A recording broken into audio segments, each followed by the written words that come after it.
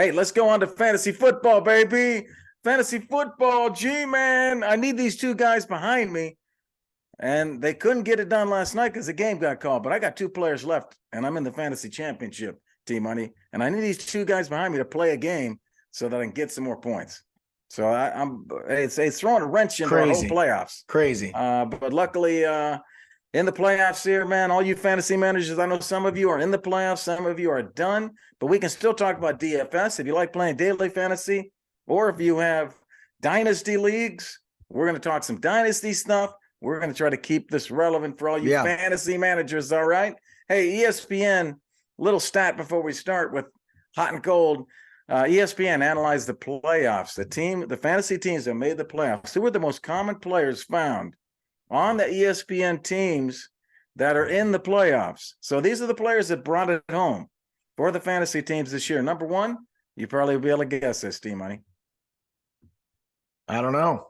Travis Kelce on 71% of the playoff teams on ESPN fantasy leagues. Number two, Josh Jacobs. Number three, Jalen Hurts. And then followed by Tyreek Hill and Austin Eckler. Those are the top five. If you had those guys in your team, they carried a lot of teams into the fantasy playoffs and championships. So, hey, let's kick things off with hot and cold. Let's do it. I'm going to give you some hot and cold for DFS for your daily fantasy. I'm going to give you hot. T-Money's going to give you cold for your daily fantasy. Okay, so let's jump into that at quarterback. I like the Sunday night game, the Detroit quarterbacks. I talked about that being some of my player props at quarterback this week. So at quarterback, a little bit different flavor here I'm giving you tonight because I want to give you multiple players, and we're talking daily fantasy. So at the quarterback, play one of the Detroit quarterbacks or Green Bay quarterbacks on the Sunday night game. I did notice on DraftKings T-Money that they broke up. You can't play all the games all at once. You got to play Saturday games or you play Sunday games. You can't do them all together. So the Sunday night game, if you play Sunday, go for the Detroit and Green Bay quarterbacks. Justin Fields, I like also against that Vikings defense, Justin Fields. Also the Green Bay Detroit game is by itself on that Sunday because that's the late game on Sunday. So that's all by itself on Sunday night. You can't bet it with the other games on a daily fantasy. So I just want to clarify that. All right. Little tutorial here from. It's kind of confusing, you know. I disagree. Cold QB, don't touch Rodgers. I don't like it. All right. You know, I like Jared Goff. I like that play. Solid. Hey, you're not criticizing me. Don't criticize my plays. Tell me who your cold ones are. My cold. I said I like Goff. But hey, last 5 starts, Rodgers not over 16.6 fantasy points per game. So he's your cold pick. Okay. And he is my cold pick. Oh. So he has not performed even on this win streak. And the last time they played the Lions, yes, they won. Rodgers only had 13. So I don't like this pick actually for Rodgers. I like the Goff pick. Be careful touching him. The run game is the most important thing for the Green Bay Packers, not Aaron Rodgers. Hey, all you fans out there, keep us accountable next week so we make sure we're going to have a fight over this one. All right, let's go to running back this week. Find some players who have a good offense where the starters will be resting. That's a little tip for y'all. Think about that. Which teams are resting their players and which ones aren't?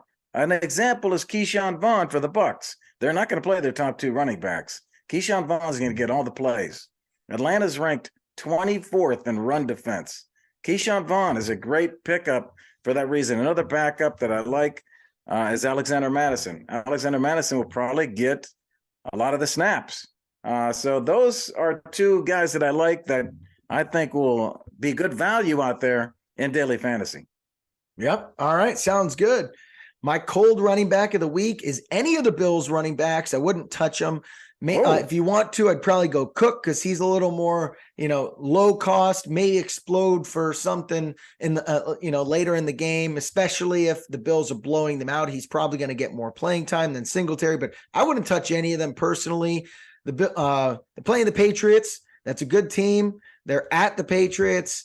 That They are the number 3 team versus running backs in fantasy, so a very good defense. And Josh Allen always steals those rushing touchdowns and is their main run game in the first place. So those are my cold running backs of the week. Any of the Bills' backfield, mainly because Josh Allen's going to have a big game personally, I think, and then they're going to go up against a tough D. Okay. Let's go to wide receiver. Again, you got to play the Saturday early, the Saturday games by themselves, and then Sunday day by itself, and then Sunday nights by itself. During that Saturday games, I like Treylon Burks. Treylon Burks playing for the Titans. Dobbs is the starting quarterback. He targeted Burks 8 times. Rookie guy, 66 yards last week. Great buy, only $5,500 on DraftKings. So I think he's just a great value. I think he's going to get the targets in a very, very important game where they'll have to score some points to keep up with the Jags. For Sunday night, the game that'll be on its own, that Detroit-Green Bay game, I like Christian Watson at the receiver up against Detroit's 30th ranked pass defense. Christian Watson for the wide receiver there on that Sunday night daily fantasy. All right. I like Christian Watson. Solid guy here. My cold wide receiver of the week, I'm going Tyreek Hill. I know everyone likes Tyreek. Last week, or versus New England, last week, he only had one carry, 4 receptions for 55 yards. So not a big day for him, only 9.5 points. And he's playing the Jets, go up against the best player in the NFL, defensive back, Sauce Gardner. Oh, you love correct. Sauce. And you should love Sauce. He shuts everyone down. So I don't have a reason. The voters called him a Pro Bowler as a rookie. So I don't know what's going on. I must be just talking out my ass, or he's a badass Bearcat. I don't know. One of the 5 things is probably right. Yeah. Versus the Jets, last time they played, though, Tyreek Hill only 13 points. So they did hold him in check last time he played. He's kind of dipping now, especially if Tua's not playing, who might be out for the season. Teddy Bridgewater hurt his throwing hand as well. So they might have the backup in. I don't like Tyreek Hill in this game, regardless of who's quarterback. Gutsy call there. Over under on that game is the lowest of the week, 38 points for that game. It's going to be low scoring. You're right, man. Hey, just summarizing my daily fantasy lineup, kind of putting it all together here. Quarterback, I like Justin Fields there, running the ball, going to get a lot of running.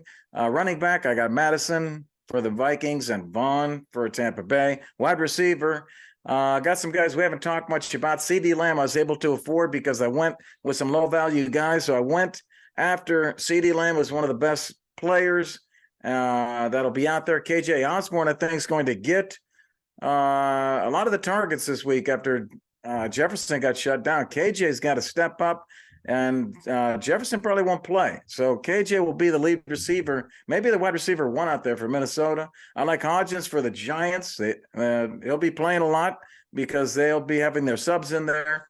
Goddard for Philly against the Giants. I got Joe Mixon at the flex. I was able to get some extra money from all my value picks and get Joe Mixon in there at $7,100. And the Dolphins defense, as we just talked about, defensive game right there. I'm going Dolphins defense, only $3,000. All right. Sounds good, G. Hey, there's your team, man. Hey, all right. Hey, let's go to Take or Mistake. T-Money, as we wrap up the Father-Son show here on January 3rd, the new year. And let's go. This is a surprise to T-Money. A little bit different version of the Take or Mistake this time. This time it's only take, and I'll explain that in a minute. But I'm going to talk about quarterback, running back, and wide receiver with T-Money. And we're going to talk about Dynasty. Which players should you keep if you have Dynasty? Starting off T-Money with the first one at quarterback, Daniel Jones or Brock Purdy. Which one do you keep, T-Money? Jones completed 19 of 24 passes for 177 yards in Week 17, threw for 2 touchdowns, no interceptions, and rushed for 91 yards and 2 more touchdowns, 36 fantasy points. Purdy completed 22 of 35 for 284, 2 touchdowns, had an interception, and they win in overtime. His 5th win in a row with at least 2 touchdowns, T-Money. If fantasy managers have to keep or draft one of these 2 quarterbacks next season, T-Money, which one would it be? Is Daniel Jones a take for next season, or is Brock Purdy the guy you would take? I hate this question. This is Oh, G-Man gave me a good question here. no, I just want to throw up thinking about both these guys being my starting quarterback. I would take Daniel Jones if I had to take any. He gets a lot more rushing touchdowns. The Niners rely on a lot more of their run game and passing game. I do like the Niners. I think the biggest thing here is I expect Brock Purdy to not be the starter next year. I think it'll be Trey Lance. Really? I think it'll be someone else. It could be Tom Brady. I just think Brock Purdy is most likely not the starter moving forward unless he wins a Super Bowl. If he goes and wins a Super Bowl, you can't do anything. You're going to keep him as your starter. But if he does anything less than that, I think he's probably not the starter next year. I don't see the Giants getting anyone else in-house that they think is better than Daniel Jones at this point. They're not going to go pay Derek Carr $40 million, after Daniel Jones has made the playoffs. So I'd go Daniel Jones. All right, that's a great answer, T-Money. You are a sharp guy. You love this game and you're good at it. Hey, let's go to running back. See if I can stump you again here with Jerick McKinnon or Najee Harris.